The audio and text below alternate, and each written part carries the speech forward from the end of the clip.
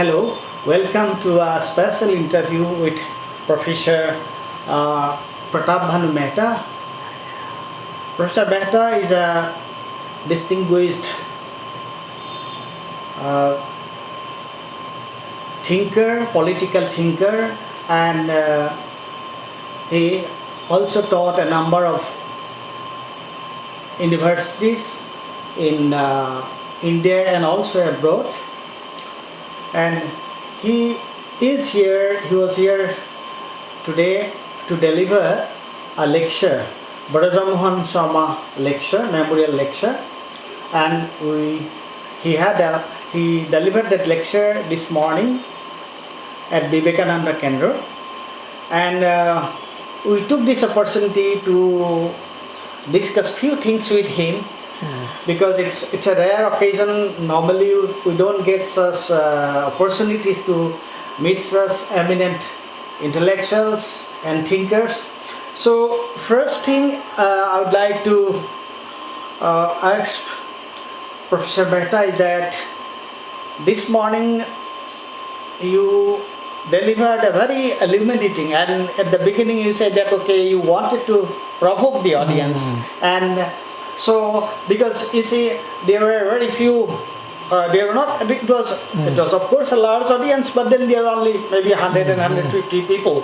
But what you spoke in the morning actually that deserved to be heard by a large number of audience. So that is why first, before I go to some specific questions, and he asked some questions on his side, I would like to actually speak a little bit about your talk this morning. So you mentioned five, parameters, five democracies, and how all the five actually foundational democracies are in a state of crisis at the moment. If you could just, in a very plain and simple language, you could just enumerate those, list out those five things, and then see how they are actually facing a crisis in the present time. Thank you very much for this opportunity. So actually, I spoke of four foundational questions of 20th century political thought across the globe. And a foundational question is basically a question within the horizon of which then we ask all other questions. It's almost like, a framework. So the first and obvious is liberal democracy, right? There are lots of countries in the world, United States, Western Europe, you could include India in them, where post-World War II, post-independence, the main parameter of debate was within the framework of liberal democracy. What kind of democracy? Some variation of liberal democracy, but we took a broadly liberal constitutional frame for granted and then worked within its horizons. The second big political form, foundational political form, is what is called the party state. It comes out of Marxism, first practiced in Soviet Russia, but arguably one of its most successful forms is China, where the party state is the form in which politics is organized. Everything works within the horizons of the party state. Right? The party becomes a progressive vanguard to improve society, overcome its contradictions, but the party is the all-encompassing entity that mediates all conflicts within society. The third big political formation is what you might call the promise of modern Islamic constitutionalism. Is it possible to have a constitutional form that nominally acknowledges the sovereignty of God and Islamic tenets, and yet in a sense be a kind of liberal, progressive constitution protecting individual rights and dignity? So this is the parameter of debate, for example, you find in Pakistan, you find in Egypt, you find in Nigeria, right? In some ways. And the fourth, in the African continent, that given how much the global order was constituted by what was called the color line, right? A racial hierarchy that structured political opportunity. Can African political formations take a form that can ensure that the color line is never repeated again in the global system? And part of what we discussed was that all four of these foundational projects seem to be in crisis one way or the other. The project of Islamic constitutionalism is far floundering.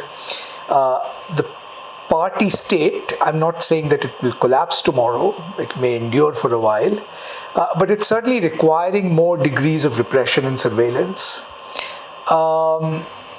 And liberal democracies, which many thought in a sense are the end of history, are now also struggling for legitimacy. How liberal can a liberal democracy be?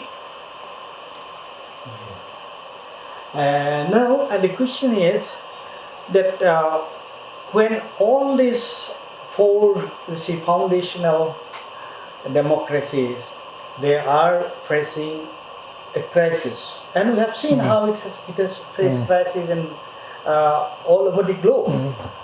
Now, what new democratic concept do you visualize that would come out of these actually crises? Do you visualize something coming out of these crises, or do you see certain trends already? So what we see, the sense is some tensions that are emerging, right? So in a way, we've been talking about politics so far and foundational concepts in politics. But there are, of course, large social changes happening in the economy, the global financial crisis of 2009 and its aftermath, the problem of climate change. Social norms are changing so radically, particularly around gender, for example, the role of women in society and politics. It's an axis of conflict in all of our societies. But I think what all of these political formations are struggling with is they're struggling to, in some senses, resolve the main and primary challenges of our times. And because they're struggling to resolve them, they're often having to resort to some other principle of legitimating their power. And one of the principles they're resorting to is nationalism. Nationalism, yes, you say. Now, nationalism is sometimes enabling of democracy, but often nationalism puts liberty, individual liberty at risk. And nationalism can be used to legitimize authoritarian power. So, for the moment, what we see in ascendance is a new and different kind of nationalism. I mean, nationalism has always been around for the last, 200 years or something. But you see nationalism's power to, in some senses, be used to mutilate individual liberty, actually growing. So in the short run, you see actually a lot of conflict, I think. Now, what will emerge out of this is very much an open question. I mean, look, one equilibrium that is possible is that these forms continue, but they continue in a way in which they're not very effective. I mean, they run at lower levels of efficiency, they're accompanied by much more conflict. Dysfunctional societies can last a long time. So I think in the short run, you're probably going to see much greater conflict. Then out of the dialectic of conflict, what comes, who knows? So yes, it's of course for a political scientist, it is not easy to actually predict something or to prophesy something, and I think that's not that is not a proper way to see the reality also. Now, coming back to the Indian context, as in the morning also you said that India, first it was saying that how when there is a low rate of literacy, when there is not a very vibrant middle class, how in such a place, how in such a country, this liberal democracy, the concept of liberal democracy or rather democracy can take root. So, but somehow the Indian democracy was for us after, say, India was after 75 years of independence, it was struggling with these things. And at the moment, what is the main crisis Indian democracy has faced, and actually why were we able to see something of this, something like this coming coming as a challenge to Indian democracy? Well, I mean, as you know, the story of Indian democracy is quite complex and we can't tell it in 2 minutes. But I think speaking to the current moment, I think three trends are very clear, which is we are moving to a political form which is increasingly authoritarian. I'm not saying it's necessarily anti-democratic because it enjoys great electoral legitimacy and is quite popular. And that's the paradox we have to think about, that what is it about this moment that regimes that are extraordinarily popular? I stopped your talk speaking, but still, in the morning also there was little disturbed in my mind when you say they have this actually a great deal of legitimacy. Right. But then if you see it that okay they have only elections, Right. but if we see the percentage of vote BJP, Janata Party has got, and the percentage of vote all combined against BJP, then No, I think that's an incorrect way of looking at it. And you know, look, there's a little bit of cheating involved in that way. The rules of the game are what they are. First past the post system. And who wins is the winner. You know, by this logic, Congress also never had great legitimacy. By this logic, no regime will have great legitimacy. So I'm a little bit skeptical. And you know, in a way, it's also an unfair question because people's preferences are endogenous to the rules of the game, right? Under these rules of the game, this is what it takes to win. Now we can't counterfactually think. Go ahead. But you've raised an important point because I actually do want to make one more. It's actually not just about the percentage of votes. If you look even at the opposition parties, and if you look at the transformation of India's elites, for the first time since independence, I think, you actually have a much wider buy-in for the communal agenda than you ever had. yes. Except one or two regional parties, no political party now wants to position itself as a defender of minorities. You know, it's quite an astonishing fact about it. Now, you know, the BJP always alleges that, you know, political parties use minorities as a vote bank. You know, we can discuss whether that's true or not. But the fact that very few political parties are willing to effectively challenge the BJP's ideological agenda, right? That large class sections of the middle class, media, state have brought into this communal agenda is much deeper. Now, of course, it doesn't mean that, you know, everybody has gone there. It doesn't mean there aren't sources of resistance. It's always a tricky question determining how sincere this allegiance is and how opportunist there is. There's always two groups. But certainly, I think the sense that, let me put it the reverse way, which is the fact that the BJP is communal is not a deal breaker for large numbers of our fellow citizens. Even if they don't subscribe to the agenda, but it's not a deal breaker because they don't think it's going to affect them. Yes. Now, so you wanted to answer? Yeah. So, what I wanted to ask, that discussion has turned into that one. Right. So, the first thing, the straightway, the RSS national, the cultural nationalism part. So, what do you think, the BJP, sort of all pervading in Indian political context as of now, so they try to actually put their mark in any regional sector or in the national scenario as well, through the national things, in Assam also. Because firstly they aligned with Assam Gana Parishad, that was the torchbearer of the Association nationalism. But they again come and they put their own agenda. So, is that true, or after entering into the power through those indigenous or cultural elements, how far they are successful in establishing that? No, see, you have to understand a couple of things about the BJP.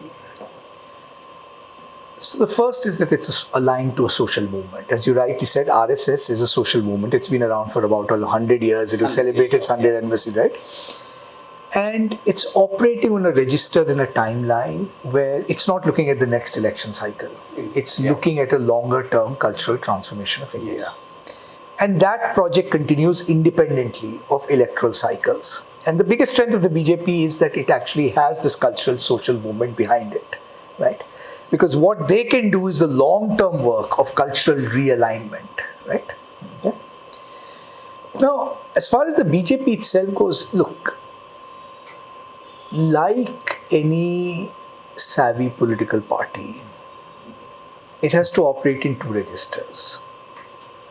It has a long-term agenda. And it's, to be fair, it's never hid that agenda. Yes, exactly. Right? Yeah. In fact, people are always surprised. You did Article 370. You're doing. They never denied that they're going to do it, right? It's only we who refuse to believe that you could do these things in India, right? So their long-term agenda is clear, which is in some senses to position themselves as the protector of Hindus. Yes. And enshrine Hindu majoritarianism as the common sense of Indian national identity, right? That agenda has been crystal clear for a long time, right? Now, what tactics you deploy and when you take particular decisions depends on what opportunities and structures of power are available to you, right? We were misled by the fact, we meaning, just kind of generally people who thought these kinds of things can never happen in India, that they could not do many of these things when they were in coalition governments, for example, right? It's only when they got a significant majority, when the international context was right, that you realize that there is no international cost to India for actually, doing these things, that they actually in some senses acted, right? So what they do is, sometimes they get it right, sometimes they get it wrong, is that you're looking for tactical openings, right? You first say, who can we align with to get rid of our bigger enemy? Then the next stage of politics comes, right? What after that? And I think that one of their big assets so far has been that they're constantly thinking politically.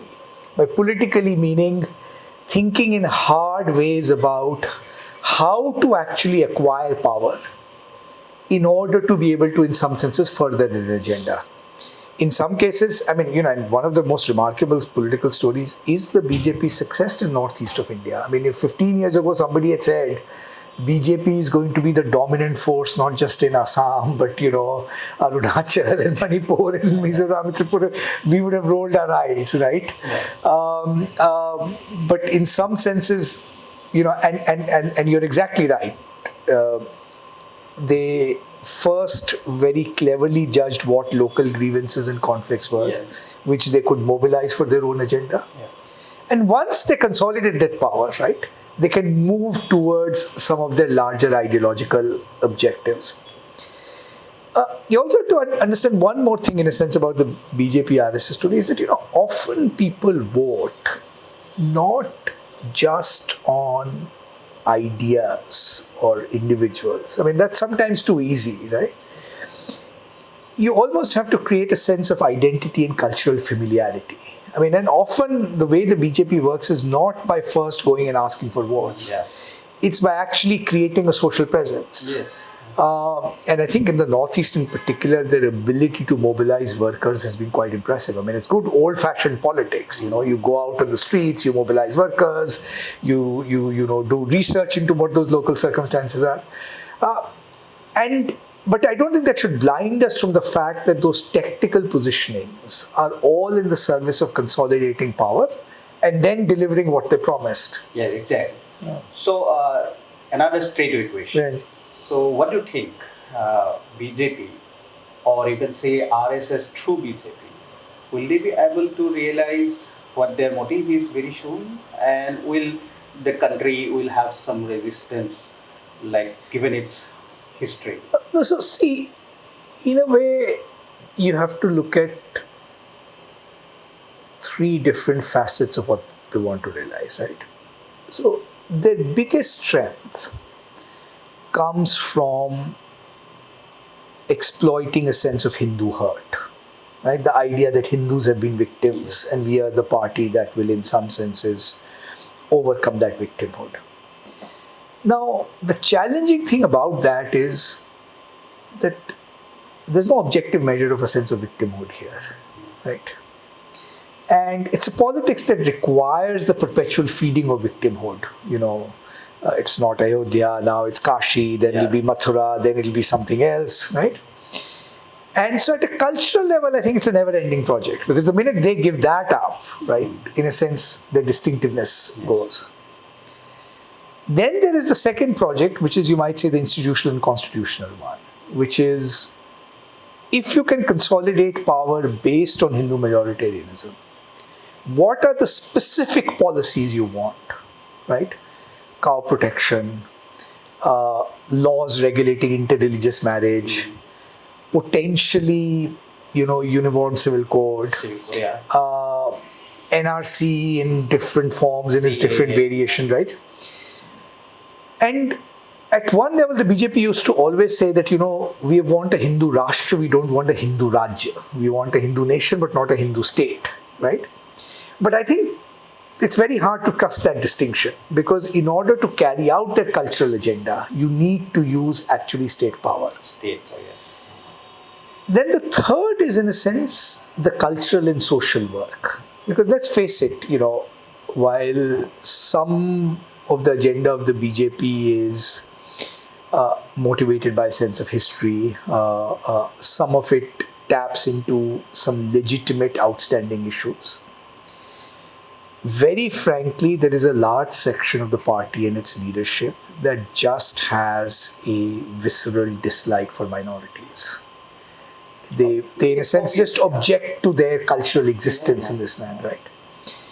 And it's very hard to know how far they're willing to put this agenda into action. I mean, so on the cultural front, for example, did you ever imagine 10 years ago that you'll have movements saying, let's de-Islamicize Bollywood, India's most powerful cultural institution, right?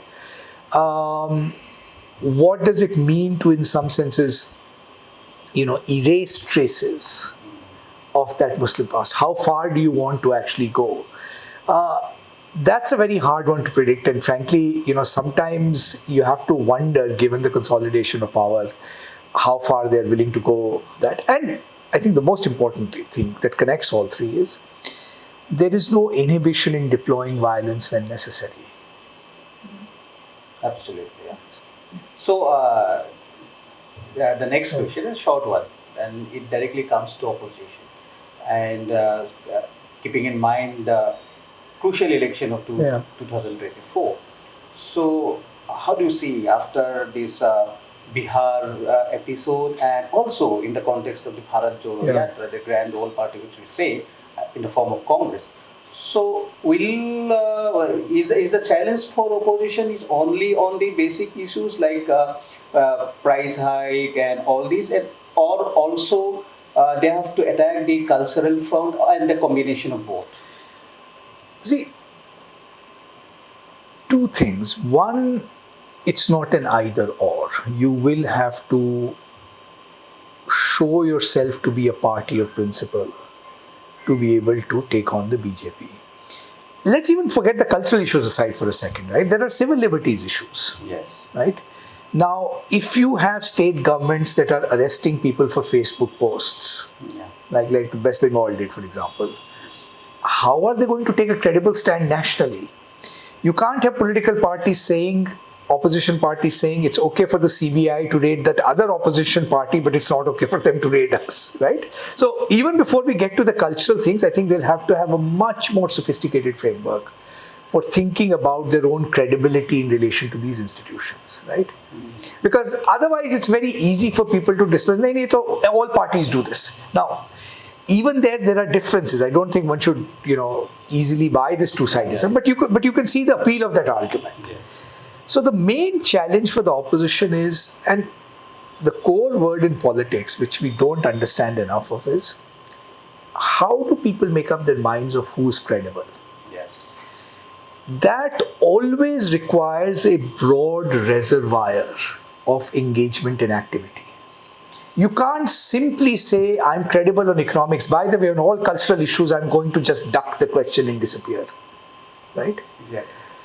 If tomorrow the BJP is going to put the Uniform Civil Code on the agenda, if it is going to talk about NRC, right? If it might potentially talk about, changing the constitution, you can't simply say, sorry, we're not going to enter the cultural arena, right? In fact, it's precisely that has let the BJP hijack all of that stuff. Exactly. Right? Yeah. So, but what they will need to do is, one, have a sophisticated, principled, consistent understanding of what their own positions are. Two, they have to shed their own baggage. I mean, I think the problem right now is that, take, for example, issues of freedom of expression. Now, honestly, no political party in India has the integrity to stand up and say, we are against blasphemy laws of any kind. Shashi Tharoor has said it in his individual capacity. Exactly. Right? Yes. But it's not the Congress's position. In fact, Punjab government and Congress enacted something of a bit, right? So they have to shed their own past baggage in some ways, right? To show that they're, credible, because ruling involves both ideological legitimation and instrumental things like, can you deliver? Yeah. So I don't think it's an either or. I think the question is, how does the opposition make itself credible? I just now want another thing. Now, see, this morning when you delivered the talk, now for the first time actually, I saw someone actually approaching this the crisis of democracy from a completely different perspective and approaches. Now, little while ago you explained what the political parties on their part they have to, how they have to tackle the situation, how they have to deal with the issues. So for actually confronting the BJP. Now, when it comes to academia, when it comes to the social scientists, political thinkers, intellectuals, interpreters of our reality and developments, how do you think that, have they been able to do justice to analyze and interpret the crisis of democracy, particularly I'm talking that in context of India. Now, how do you see it? So, look, there are lots of creative thinkers in India. There are lots of people writing, and not everybody can catch the entire picture on their own. But I think if you survey the range of arguments, I think there's a lot of good material out there. I think for the academia, the challenge is different, which is society at large does not see the credibility of academia except in instrumental terms, right? We need to go to university, we need to space a piece of paper for a degree or something. And where academics, I think, lost the plot was not in terms of understanding. I mean, that's one part of what they do. They lost their plot in the sense that they actually let go of their own academic mission.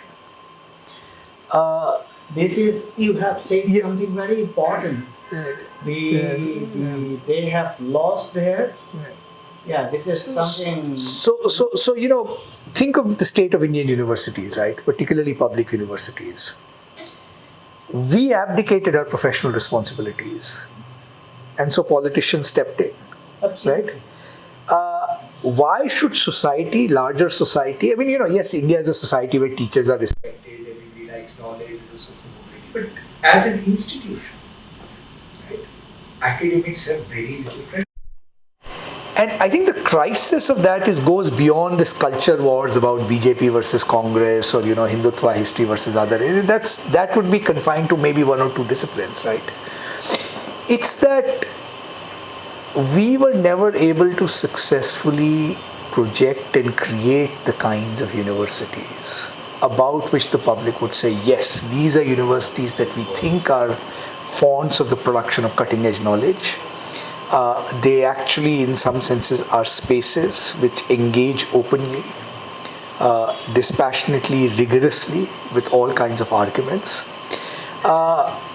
Where that mission of intellectualism, which is the core of a university's mission, right, is actually turned into a kind of social movement, right, as students come. So, I think our failure is first at that level. So even when we analyze... But this is, you have said something very important, because that is how I think our academia or the academic institutions, the universities, have become alienated from the people. Now, why has that happened? What is the reason? Why there is a gap between and why? And how can we imagine real academics to come up if they are actually detached from the people or from the reality? No, so, look, at one level, there's always going to be a gulf between universities and society. I mean, universities are meant to be these risk spaces, right, which are where you have the luxury to think unconstrained by the practical issues of societies. I mean, when people say universities are ivory tower and they think it's an insult, I actually think that's a right description. They function precisely because they're ivory towers. If we were doing what everybody else does, and if we were trying to be practical, we'd be terrible at it, right? So I don't think that is actually the worry that right? I think the issue is that over a number of years, and this happened in waves. I think it began in the late 60s actually. We never asked the question, what is the core function of a university and how we can best discharge it. So we had lots of good regional universities. And our regional universities in the 1950s and 60s were national universities. Rajasthan, Allahabad, Lucknow, right? I mean, people did not have to think of coming to Delhi University, Calcutta University. First, we parochialized all those regional universities, right? Now, partly there was a legitimate thing that you want teaching in vernacular languages, you want locals to get appointments. But the vernacular, let me put it very sharply, identity politics and deep intellectualism can never go together. Right? I mean, there's a sociologist, Andre Pitai, who used to very sharply say you can choose identity or reason, you cannot have both. Yeah, I know, because you see the liberating effect of education and so it's, in a way, so in the 60s and 70s, we were caught up in this politics of vernacularization. Then we created institutional structures where most academics were more concerned, in a sense, about less about pedagogy, more about our institutional privileges. I've never ever seen a university teachers association seriously agitate or create great proposals on what their pedagogic vision of the university should be. Right? We are always agitating on pay scales and this and that. I mean, we can object to the fact that the UGC and the government comes up with these vision documents. Some of them are bad, some of them are good, right? Why aren't we coming up with our own programs, right? So we fail to exercise our own, right, autonomy. Then we made some institutional choices about, how appointments are made, how the expansion of the university system was done. So it's it is a kind of complex story. But the net result is the general kind of decline in the credibility of particularly public universities. It is actually, when you say that is actually for everybody to see that, and we have been experiencing that. This one thing, on the one hand, is the identity politics, and on the other hand, deep intellectual research or intellectual search. Of course, both the things cannot go together. That's true. Now, finally,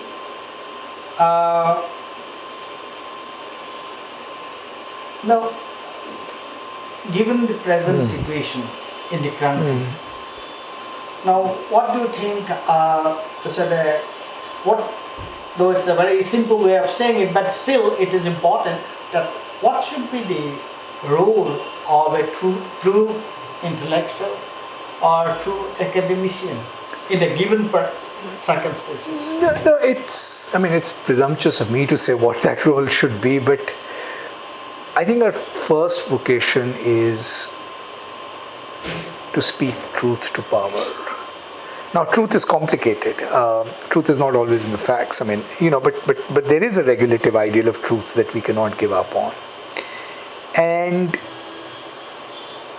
inculcating the idea that the claims that we make, they are subject to validation and legitimacy, but they're not instrumental to purposes either of commerce or of power. Right? The two things in a sense that can corrupt the integrity of arguments. That's the first thing we have to do. Because if we don't do that, then we have no credit. Why should anybody listen to us? Right?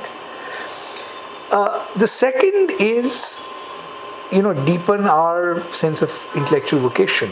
Do what we are supposed to do, which many people are still doing heroically. Which is, in a sense, the job of teaching, thinking about what pedagogy means in the 21st century, in a way in which students begin to identify with the missions of it. Once we have that credibility, the other criticism and stuff will come naturally. That's part of academic life, right?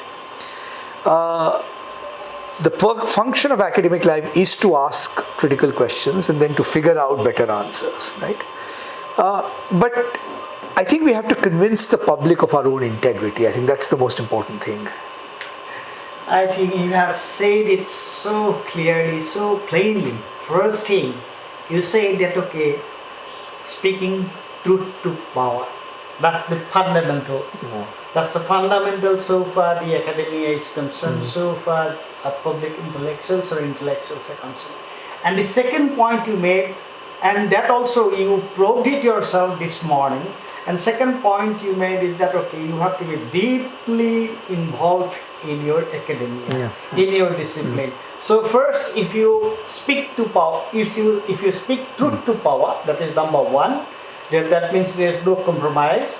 And second, that you need to be deeply involved in your academic profession. We are so grateful to you for sparing this time for our audience, and whenever next time we get an opportunity like this, we'll be very glad to invite you to our studio and have a long, in-depth discussion. But nonetheless, we are really, really thankful to you for sparing time for this interview. Thank you so much. Thank you.